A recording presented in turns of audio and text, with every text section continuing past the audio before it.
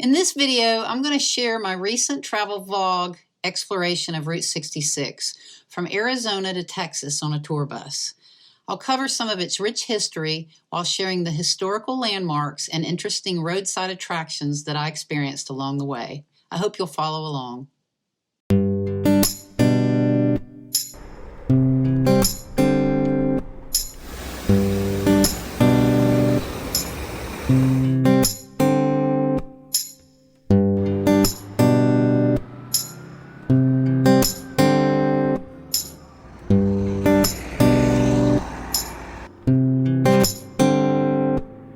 In Gallup, we grabbed some dinner and I headed to the hotel room for the night. The next morning, we needed to make up for lost time due to the snow in Albuquerque. Donnie needed to get the bus back on Sunday afternoon, so we drove all day to make up for lost time before stopping in the town of Santa Rosa, New Mexico. Our first quick stop was an old rundown restaurant referred to as the Route 66 restaurant. Lettie's was run by the Valquez family from 1986 to 2019 when it closed for good. The bright yellow diamond lettered signage is a Route 66 icon. Next was the Mesa Motel. Built in 1938, in its prime, the neon sign brightly attracted tired travelers seeking a room. I learned of an interesting story in the New York Times about how a singer-songwriter who sang about UFOs vanished without a trace soon after checking into the La Mesa Motel. Jim Sullivan was an LA folk singer who sang about aliens in his 1969 debut album. He was known to hang out with Hollywood actors, including his friend Dennis Hopper of the movie Easy Rider. As the story goes, on March 4th, 1975, at the age of 35, Jim left LA for Nashville in his VW Bug in hopes of escalating his songwriting career. The next day, he called his wife to check in. Acting a bit odd, Jim disappeared the next day. Jim's wife learned that he had been pulled over for allegedly driving under the influence, but passed a sobriety test. He checked into the La Mesa Motel in Santa Rosa that night, but the bed was never slept in, according to the police. On March 8, Jim's car was found 24 miles south of town with his ID, some of his albums, and his 12-string guitar. His body was never found. Some believe that he may have been abducted by aliens. You gotta love these kinds of mysteries. Next to La Mesa is the rundown Esso gas station from the mid-1960s. The happy motoring signage with vintage pumps under the canopy in the foreground feels like something out of a ghost town. An old Coca-Cola machine offering drinks for 75 cents sits in front next to an ice machine. Signage showcasing maps available, Bank of America charge, and MasterCard payments accepted reveal a time when things seemed much simpler. A little less than an hour down the road, we pulled off the interstate to visit the town of Tucumcari, where the neon signs and vintage motels seemed to showcase the historical spirit of Route 66. As we walked around the streets, there were several places to photograph, all within walking distance. The Motel Safari was built and designed in 1959 by motel developer Chester Dorr using a Google-themed architectural style. Its quirky geometric signage and dripped brick mortar make it uniquely stand out as something from the past. Not far down the street was the Blue Swallow Motel. Built by carpenter W.A. Higgins in 1939, it opened in 1940. It is one of the longest continuously operated motels along Route 66 in New Mexico. The blue swallow bird symbolizes love, comfort, loyalty, and safety. Its glowing neon sign offering 100% refrigerated air and TV is as iconic as the drive-in rooms off the back side of the main office.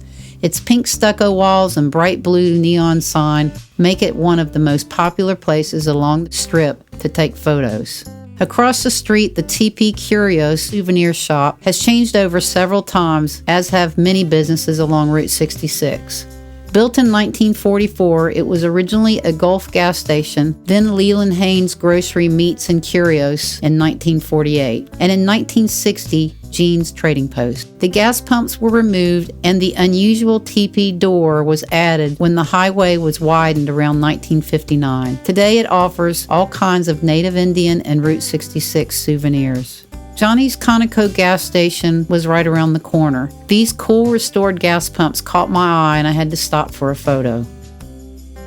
My final stop as the sky was turning dark was the brightly lit Palomino Motel. Opened in 1953 by James and Gladys Hyde, this motel sign brightened the streets with its ever-changing green, yellow, pink, and purple neon lights against the New Mexico sky.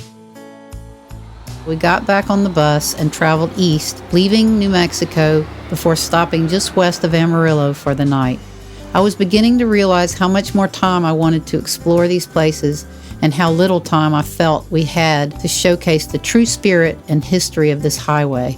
As I fell asleep, I felt a little sad that it was all coming to an end. We had hundreds of miles left to get back home and only a short time to get there.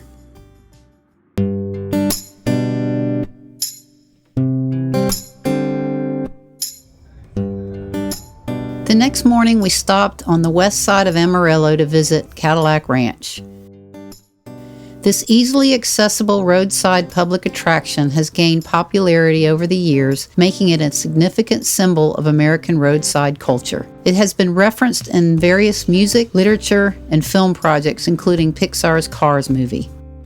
It is an art installation that was created in 1974 by a group of artists based in San Francisco known as the Ant Farm. The idea was to create an interactive art configuration to pay homage to the American automobile culture. Incorporating the Route 66 Main Street of America symbolism of adventure and freedom, 10 Cadillac cars were half buried nose first in the ground at an angle. The idea was to correspond to the Great Pyramid of Giza. This unusual art project was founded by billionaire Stanley Marsh III, who wanted to create an unusual, thought-provoking piece of art in his hometown of Amarillo.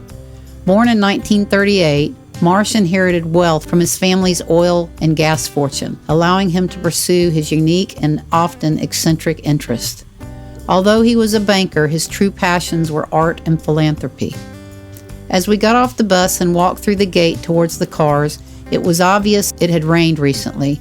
Within minutes, we all had layers of mud stuck like glue on and around the bottom of our shoes. The mud was so thick we would later have to take our shoes off before Donnie would allow us back on the bus. Visitors are encouraged to use spray paint from the on-site vendor to interact with the cars by adding graffiti. This process allows an ever-changing and evolving piece of artwork to morph over time. It's exactly what the creators had hoped would happen when they dreamed up the idea. We spent about an hour walking around the display of cars, shooting photos, videos, and drone footage. From there, we drove through Amarillo with little time to spare. As we passed by the Leaning Water Tower in Groom, Texas, I was able to capture it in the distance from the bus window.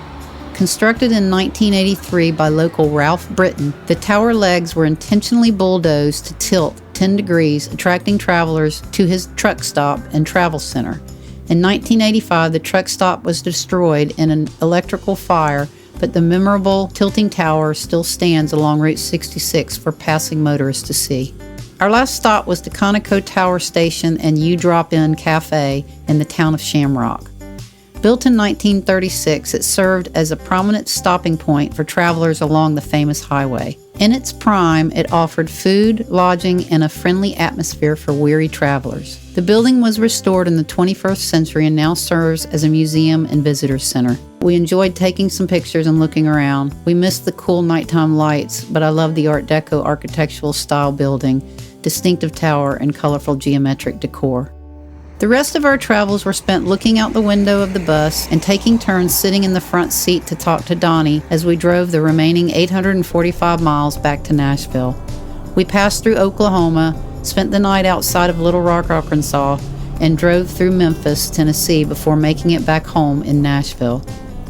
From Arizona's picturesque Grand Canyon to the unusual art experience of Cadillac Ranch, there was no shortage of cool things to see and appreciate along the historical highway.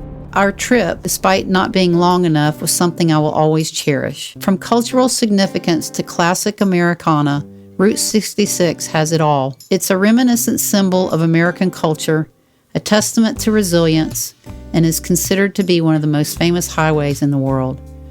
Route 66 maintains its appeal through a combination of nostalgia, historical relevance, and captivating experiences.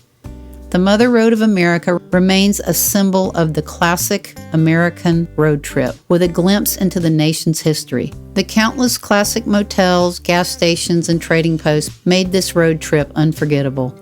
I plan to do much more exploring on this unique highway from the past in my future. I hope that you enjoyed watching my journey. I would love it if you would give me a thumbs up and share with me something in the comments. Tell me about your Route 66 experience. What was your favorite part? What are your favorite places to visit?